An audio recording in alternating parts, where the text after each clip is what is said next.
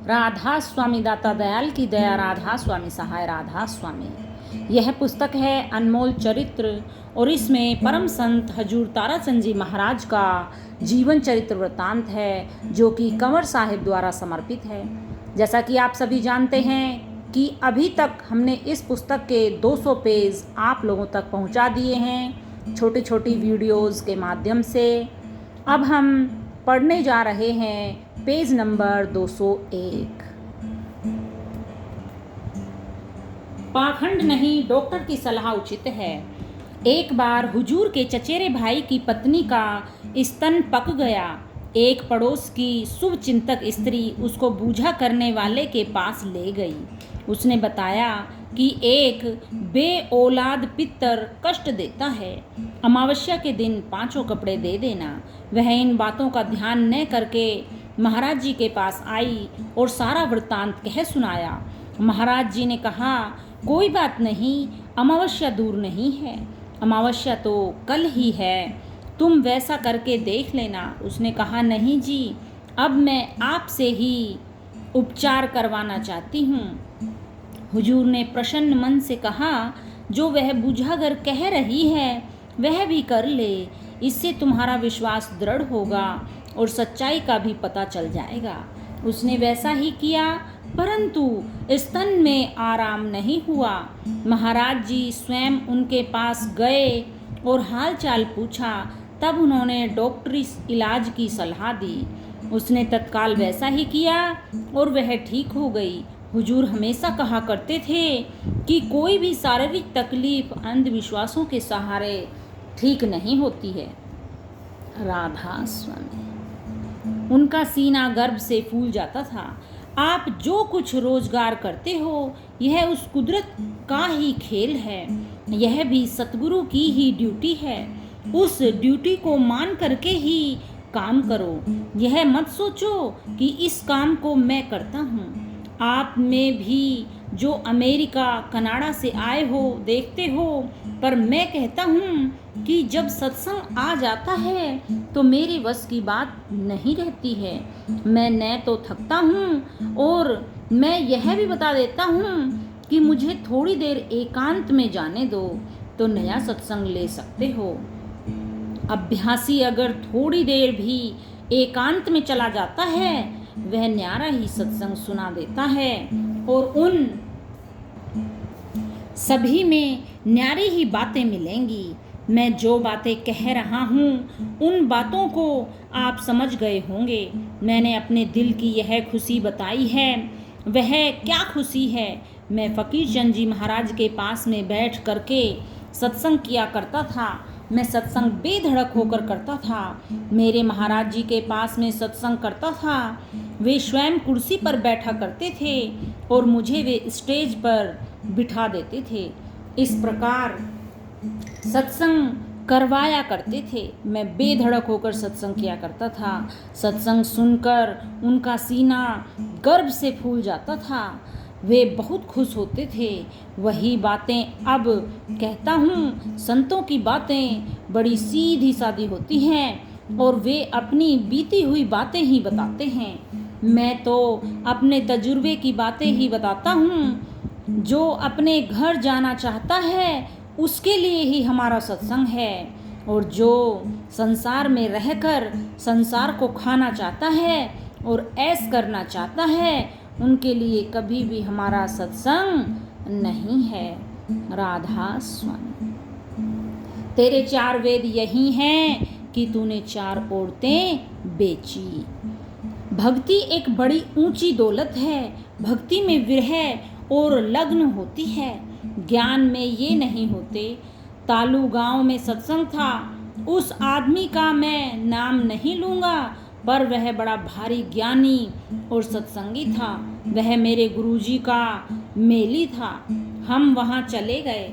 मेरे गुरु महाराज पहले आर्य समाज में जाया करते थे। मेरे गुरु महाराज ने उसको बुलवा लिया। वह तो बड़ा ज्ञानी बना हुआ था। उस वक्त मैं अशुद्ध बोला करता था, अब तो शायद मैं शुद्ध भी बोल लूँ। मैंने कहा कि पति भरता में होता है तेज, अब तो वह टूट पड़ा। उसने कहा, भगत ताराचंद, तू गलत बोलता है। मैंने पूछा कि क्या गलत बोल दिया? उसने कहा, पतिव्रता कहो, तू तो पति भर्ता कहता है। भर्ता क्या होती है? मैंने कहा, मेरा अंतकरण पवित्र है, मेरी जुबान तो पवित्र नहीं है। उसने कहा कि तू वेद के विरुद्ध बोलता है, यह गलत है। वेदों की ही वाणी बोल, तू वेदों का जानकार है क्या? उस वक्त न तो महाराज जी ही बोले और न ही कोई और बोला। उस जगह पर सभी चुप हो गए। एक लड़की बोली, क्या बात है महाशय जी, तू क्या कहता है? महाराज जी वेद तो नहीं जानते हैं, पर वेदों के नियमों पर चलते हैं। तेरे वेदों को मैं जानती हूँ। क्या तू 4 वेदों को जानता है? उसने कहा, हाँ जानता हूँ। उस लड़की ने कहा, तू ज्ञानी बहुत है, मैं तेरी पोल खोलती हूँ। तेरे 4 वेद यही हैं कि तूने 4 औरतें बेची हैं। तब वह चुपचाप उठकर चल पड़ा। ऐसे को तैसा मिले और ब्राह्मण को नाई, उघाड़े को नागा मिले तो तकिए मेरे भाई। सो इस तरह से कई ऐसे अवसर भी आ जाते हैं। राधा स्वामी। भाई झाल तो आटे की भरी मिली। मेरी बातें आपको बताता हूँ। छोटा सा आश्रम था, मेरे पास हमारी बुआ आई हुई थी। वह बड़ी अच्छी महात्मा थी। मेरे गांव में 35-40 राजस्थानी भाई आ गए। सत्संग हो चुका था। मालिक इज्जत रख देता है। पता नहीं मेरी इज्जत भी किस तरह से रखी। गांव में आदमी बैठे थे, उन्होंने उनसे पूछा कि कोई ऐसा आदमी बताओ जो हमें रोटी खिला दे। बुआ ने सुबह रोटी बनाई थी और शाम का आटा आश्रम में नहीं था। बड़े दुखी थे। सोचा शाम को देखा जाएगा, मालिक देगा। एक पंडित जो हमारा पड़ोसी था, उसने कहा, वहाँ आश्रम में चला जा, आने जाने वालों को खाने के लिए वह दे दिया करता है, तुम्हें भी रोटी दे देगा। उनमें से 2 आदमी मेरे पास आए। मैंने कहा, भाई क्या बात है? उन्होंने कहा, हमें किसी ने कहा है कि आप भूखों को भोजन देते हैं, आप हमें भी रोटी दे दो, हम भूखे हैं। मैंने बुआ की तरफ देखा, उसकी तरफ देखकर प्रार्थना की कि हे मालिक, मैं भी कभी ऐसा दूसरों को कुछ देने वाला हो जाऊंगा। क्या ये लोग मेरी परीक्षा लेने के लिए आए हैं? यह मामला क्या है? सत्संगियों, मैंने उनसे कहा, भाई मैं सोचता हूँ और देख लेता हूँ। मैं एक तरफ बैठ गया। मेरे पास बुआ आई और बोली, अंदर एक झाल आटे की भरी रखी है, उसमें 5-7 धड़ी आटा है। उसका मुझे कोई पता नहीं था। यह झाल हमारे ही सत्संगियों ने भरी होगी। मैंने तो उसको देखा ही नहीं था। हमने उसको तोला तो ठीक 6 धड़ी आटा निकला। उनको 6 धड़ी आटा दे दिया। वे बड़े अच्छे आदमी थे। बोले, हम तो चटनी के साथ ही खा लेंगे। वे आटा ले गए। मैंने बुआ से कहा, तुम तो कह रही थी कि शाम का आटा नहीं है। उसने कहा, भाई झाल तो आटे की भरी मिली। राधा स्वामी। हवा सिंह द्वारा मुख्तियारे का नाम दिलवाना। एक बार मैं तालू गांव चला गया। एक प्रेमी हवा सिंह मुझे लेकर गया था। उसके घर लड़का हुआ था। मैं अपने मन की बातें छुपा कर नहीं रखता हूँ। जंगल में एक कुटिया थी, मैं वहाँ बैठ गया। आपने वहाँ का एक प्रेमी मुख्तियार दाढ़ी वाला देखा होगा। यह पागल सा हो गया था। इतना पागल था कि उसके आते ही मैं भी डर गया। वह और तो कुछ नहीं, सिर्फ सद्गुरु ताराचंद कह रहा था। मैंने सोचा, यह तो अच्छा आया। उसने आते ही मेरे पांव पकड़ लिए। आधे घंटे तक पकड़े रहा। मैंने कोशिश भी की, पर उसने मेरे पांव नहीं छोड़े। मैं भी बेचैन हो गया कि आज तू फंस गया। मेरी बुआ का लड़का मनसाराम वहीं था। वह बोला, आपको आज पता लगेगा, मैंने पिंड छुड़ाने के लिए ऐसे ही कोई जादू नहीं मारा। मैंने उसके कान में मुंह देकर कहा, मेरे पाँव छोड़ दे, तेरे सारे पाप कट जाएंगे। मैंने उसके सिर पर हाथ रख दिया, उसने उसी वक्त मेरे पाँव छोड़ दिए।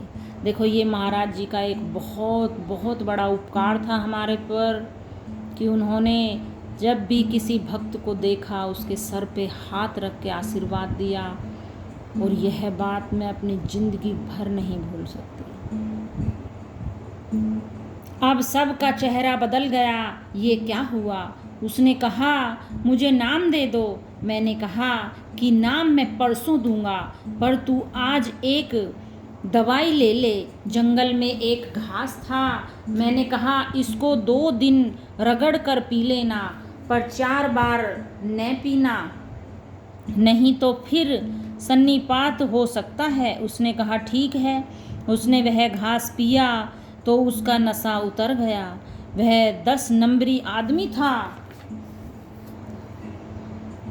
नशा उतरने पर ठीक ठाक आ गया। उसने फिर कहा, नाम दे दो।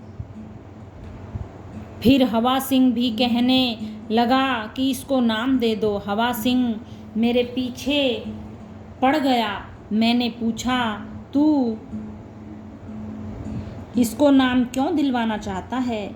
ये मेरे साथ घटी इतिहास की बातें बताता हूँ, और ये यहीं पर बैठे हुए हैं। हवा सिंह ने कहा कि यह तगड़ा आदमी है, यदि यह नाम ले लेगा तो मेरी मदद हो जाएगी।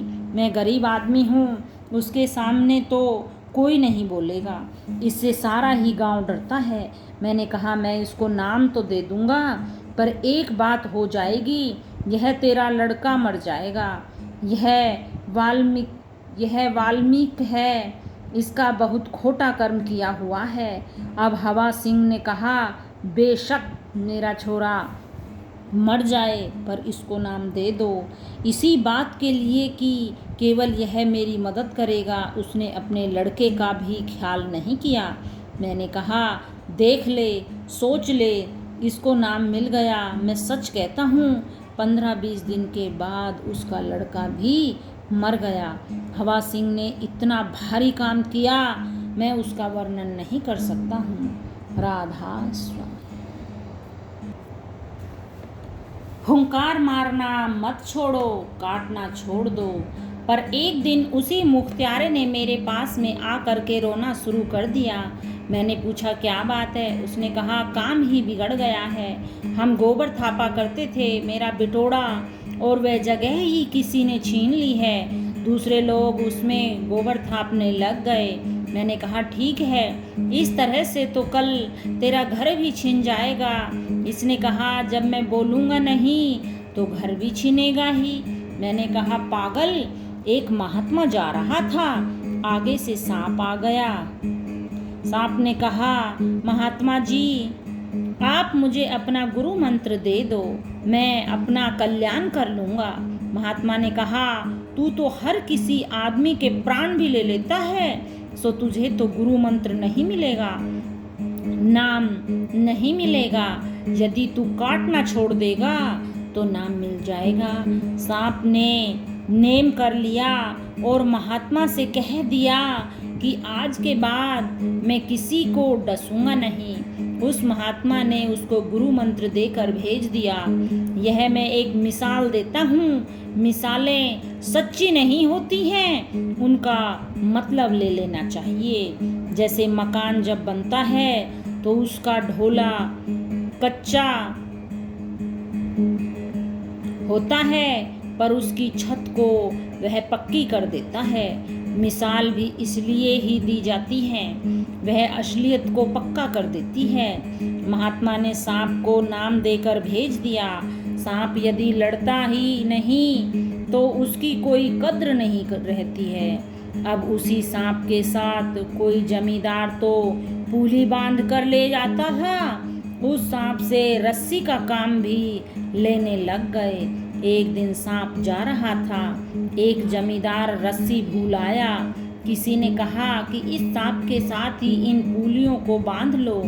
अब उसने उस सांप को बिछाकर ऊपर पूलियां रख करके उसकी पूंछ और मुंडी दोनों को पकड़ करके पुलियों को बांधने के लिए दोनों को मरोड़ने लग गया।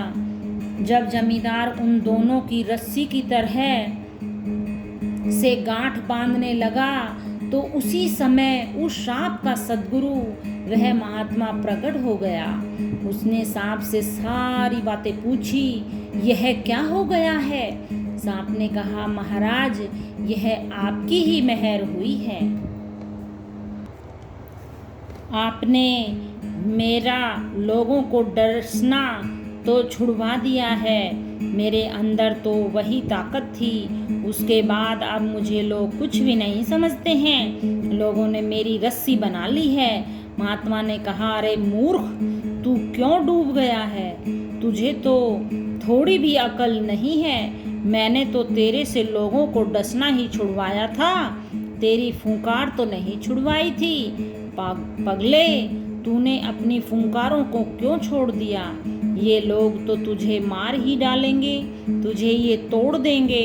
सांप ने कहा कि ठीक है महाराज, मुझे तो इस बात का पता ही नहीं था। अब सांप ने फुंकार मारी तो वह जमींदार अपनी पूलियों को छोड़ करके भाग गया। उसने कहा कि कोई दूसरा ही सांप पकड़ लिया। जो सज्जन सांप था वह तो यह नहीं है। जब मुख्तियार मेरे पास आया और इसने अपनी घटना सुनाई कि मेरी गोबर थापने की जगह ही लोगों ने छीन ली है, इसने कहा, आपने मेरा लोगों से लड़ना झगड़ना तो बंद ही करवा दिया। अब लोग मुझे कुछ भी नहीं समझते हैं। मैंने इसको यह मिसाल सुनाई और कहा कि बेवकूफ़, अब ये लोग तेरा घर भी छीन लेंगे। मैंने तो तेरा लड़ना झगड़ना छुड़वाया था, तेरा फूं फां करना तो नहीं छुड़वाया था। अब लठ लेकर जाओ, अपनी गोबर थापने की जगह ले लो। क्या तू अपने बच्चों को ही मरवाएगा? कहीं वे रहेंगे भी या नहीं? उसी वक्त यह गया और जाकर उस जगह पर लाठी लेकर खड़ा हो गया और इसने कह दिया कि अब तुम आ जाओ भाई, अब मैं वह पहले वाला मुख्तियारा नहीं रहा हूँ। आ जाओ, जिसने मेरी जगह लेनी है उन्होंने तो अपना थापा थपाया हुआ गोबर भी छोड़ दिया, उसके पास तो कोई भी नहीं आया। राधा स्वामी। आज इतना ही। Thanks for watching.